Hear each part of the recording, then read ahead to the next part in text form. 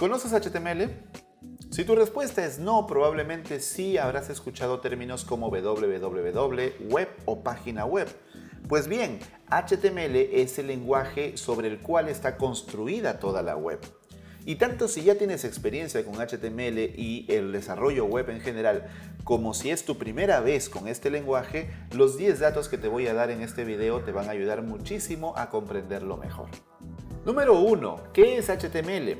HTML son las siglas de Hypertext Markup Language, es decir, lenguaje de marcado de hipertexto. Para comprender mejor esto, debemos desmenuzar estas siglas. En primer lugar, hipertexto se refiere a un texto que contiene enlaces.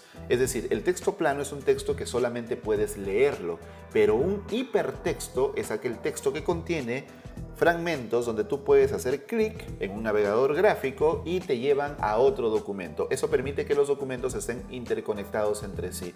Esto es algo muy elemental, pero es la base de toda la web y en su momento fue una completa revolución. Marcado significa que HTML es un lenguaje que define la estructura de los documentos, es decir, en un documento indica qué parte es el título, qué parte es un párrafo, qué parte es una lista, qué parte es un subtítulo, qué parte es un enlace, etc. Mientras que el lenguaje indica obviamente que HTML es un lenguaje. No es un lenguaje de programación, pero obviamente es un lenguaje. Así que cuando alguien te diga que HTML no es un lenguaje, pues dile qué crees que significa la L en HTML. Número 2. HTML y la web nacieron juntas.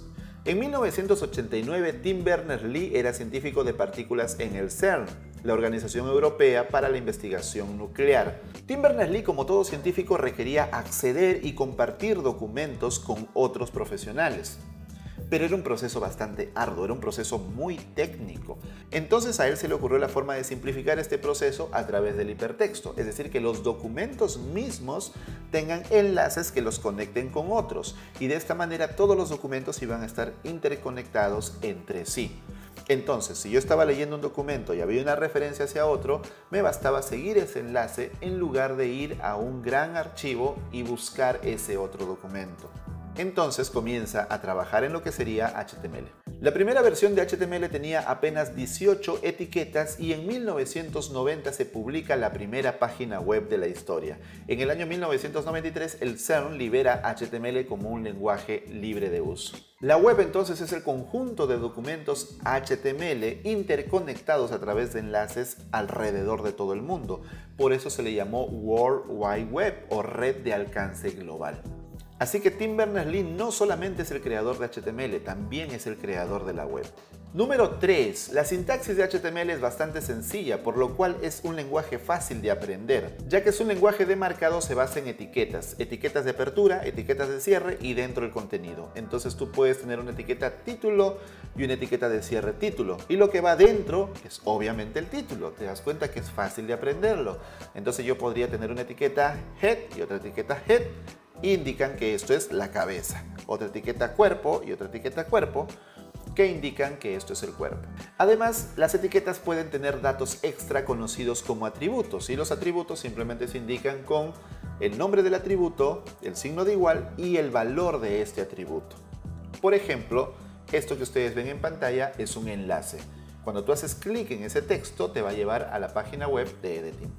Número 4. La W3C. Hace un momento dije que la web se conocía también como www por World Wide Web, es decir, red de alcance global. Por lo tanto, fue una revolución. Después de la computadora personal, la siguiente revolución informática fue la web.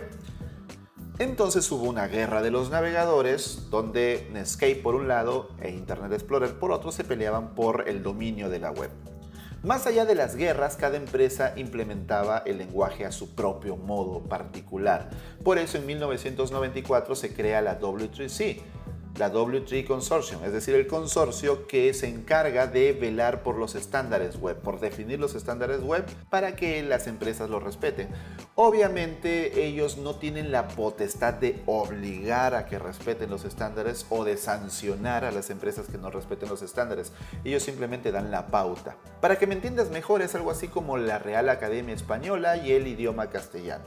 La Real Academia Española pone las reglas, pone el diccionario, dice cómo debe ser el idioma, pero finalmente la gente habla como más le parece o como se habla en su región particular. y la Real Academia no puede hacer nada al respecto.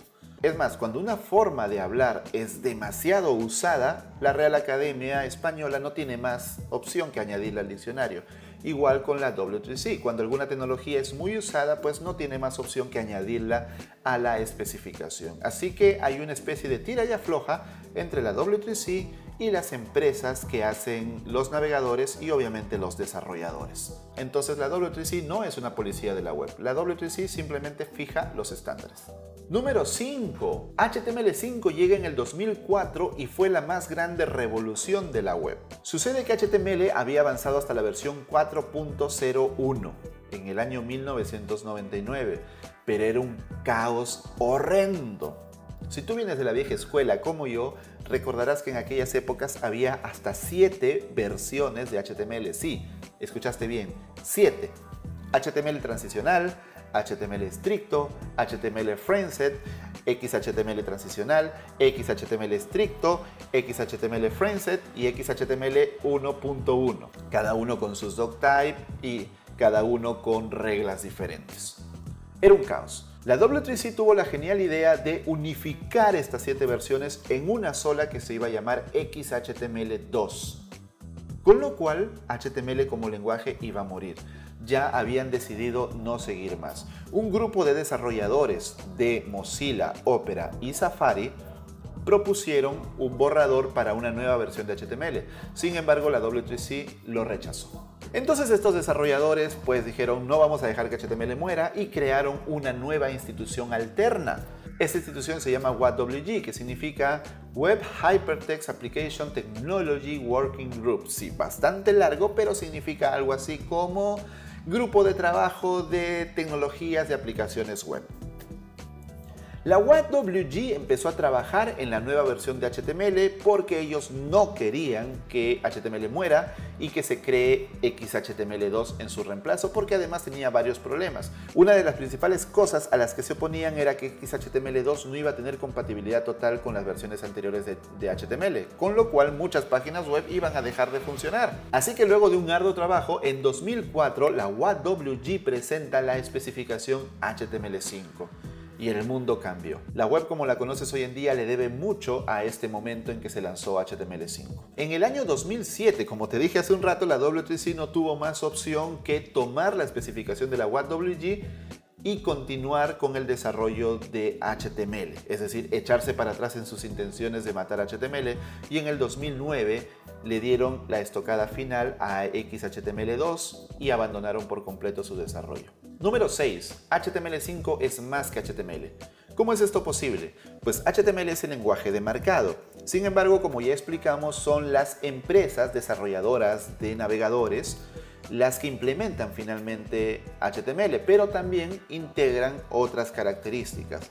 Entonces, para el lanzamiento de HTML también los navegadores habían alcanzado nuevas características y venían con nuevas APIs. Por ejemplo, geolocalización, por ejemplo, Canvas para hacer dibujos en pantalla a través de JavaScript, por ejemplo, soporte para SVG, es decir, para gráficos vectoriales tipo Illustrator, pero que se podían interpretar desde el navegador, por ejemplo, soporte nativo para audio y video, soporte para WebSockets, es decir, comunicación bidireccional con el servidor en tiempo real y bastantes otras. Incluso CSS con sus nuevas características como animaciones, 3D y otros efectos interesantes, al que se le llamó CSS3 por marketing, aunque CSS3 como versión jamás existió. Entonces, aunque técnicamente hablando HTML5 es la versión 5 del lenguaje de marcado, hay que recordar que en su lanzamiento se integraron muchas tecnologías. Por lo tanto, cuando tú escuches hablar de HTML5, también pueden estarse refiriendo a todas las tecnologías que vinieron con los navegadores y que permitieron que empecemos a desarrollar aplicaciones web. Es decir, aplicaciones completas que se ejecutan directamente en el navegador, como si fueran una aplicación de escritorio, pero todo en tu navegador. Si tú piensas en aplicaciones como Google Docs, que prácticamente es un Office de escritorio, pero en el navegador, entenderás a qué me refiero con aplicaciones web. Estas fueron posibles a partir de HTML5. Número 7. Los Web Components son el futuro de la web. Hasta este momento, las etiquetas HTML son las que nos dice el estándar. Nosotros no podemos crear nuevas etiquetas.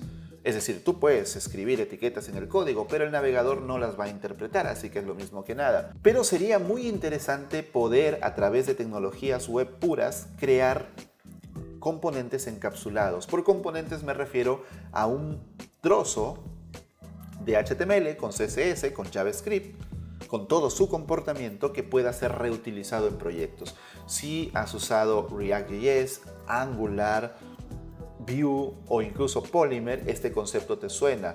Este concepto es nativo de la web. El detalle es que los navegadores aún no lo soportan y todavía está en desarrollo, pero el futuro de la web es que tú puedas crear tus propios componentes, por ejemplo un menú, por ejemplo un acordeón, por ejemplo un formulario, encapsularlos con código nativo sin librerías ni frameworks y poder reutilizarlo en cualquier proyecto. Los web components están basados en 4 tecnologías. Número 1, los Custom Elements, es decir, que tú puedes crear tus propios elementos HTML a través de JavaScript y luego utilizarlos como HTML de toda la vida. Número 2, los templates de HTML. Con la etiqueta template de HTML tú puedes crear un marcado vacío y luego llenarlo con JavaScript como si fuera un mixing. Número 3, el Shadow DOM. El Shadow DOM es el DOM interno de los web components. Es decir, si tú creas un formulario como un web component y lo metes a otro documento HTML, el documento HTML tiene su DOM principal, es decir, su estructura de documento, y el componente tiene su propio DOM que no interfiere con el superior y se llama Shadow DOM. Obviamente hay métodos de JavaScript y pseudoclases de CSS para acceder a ese Shadow DOM. Y número 4, los imports de HTML, con lo cual podemos a través de la etiqueta link traernos otro documento HTML en el que estamos actualmente. Los navegadores todavía no soportan completamente los web components, va a pasar un tiempo más, pero obviamente va a ser la gran revolución de la web después de HTML5. Número 8. Un buen código HTML te da mejor SEO, es decir, mejor posicionamiento en Google. ¿Por qué? Simple. Ya hemos dicho que HTML es un lenguaje que estructura los documentos y les da jerarquía, le da semántica. Por lo tanto, Google rastrea las páginas web y si tu código HTML es bueno, Google va a entender cuál es el título, cuál es el contenido, cuáles son las imágenes, de qué son estas imágenes si tú has puesto el código alt o lo has metido en un figure con un caption, etc. De hecho, cuando se intenta mejorar el posicionamiento de una página web, uno de los primeros análisis que se hacen es el de HTML.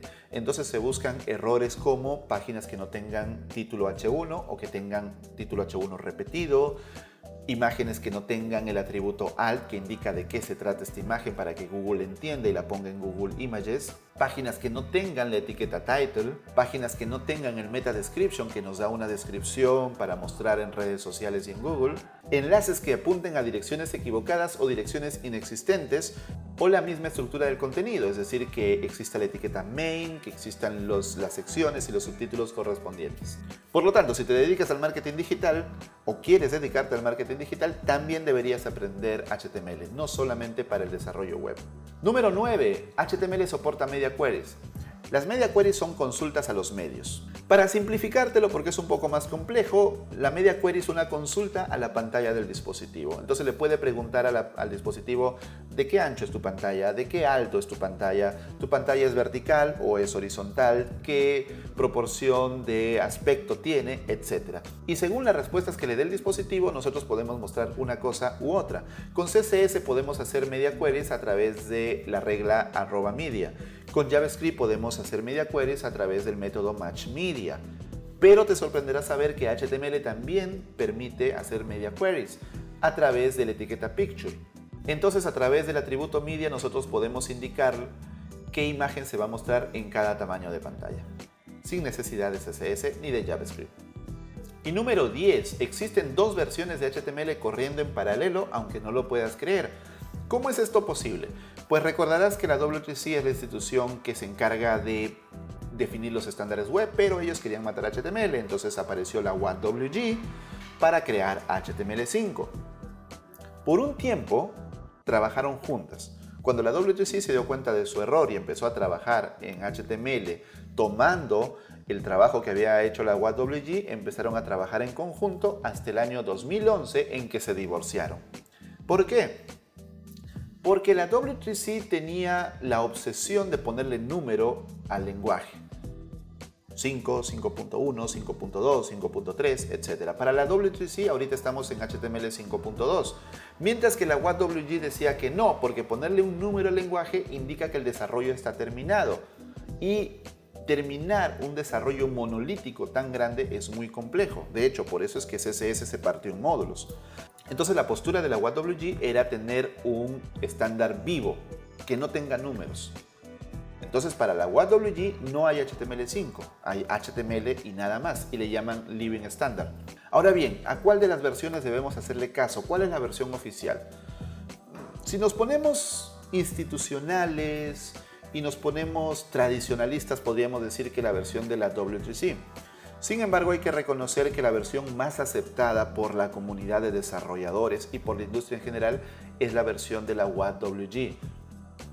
De hecho, en la especificación de la WAT-WG, ellos comentan claramente que la W3C se basa en el trabajo de ellos para crear sus especificaciones. Incluso ellos dicen que la W3C republica tal cual el trabajo de la WAT-WG y a ellos no les gusta que hagan eso. Existe una página llamada Can I Use donde nosotros podemos revisar la compatibilidad de los navegadores con las tecnologías web. Entonces, cuando tú revisas una tecnología web, aparece un link a la documentación. Y esa documentación siempre es la de la WAT-WG y no de la W3C. Y esos son los 10 datos que quería contarte sobre HTML. Espero haberte contado algo nuevo. Y si algo me he olvidado, déjalo en los comentarios y probablemente hagamos una segunda parte. Si quieres dedicarte al desarrollo web, que es una de las carreras con mayor mercado en el mundo de la tecnología, HTML es el primer lenguaje que debes aprender. Es sencillo de aprender, es un lenguaje de marcado, no es un lenguaje de programación, por lo tanto no te vas a enfrentar a cálculos, fórmulas, manipulación de datos, etc. Y en EDTeam tenemos un curso completo y gratis de HTML que fue dictado en la Universidad Mayor de San Marcos en Lima, Perú. Solamente entra a ed.team/html para comenzar tu carrera en el desarrollo web.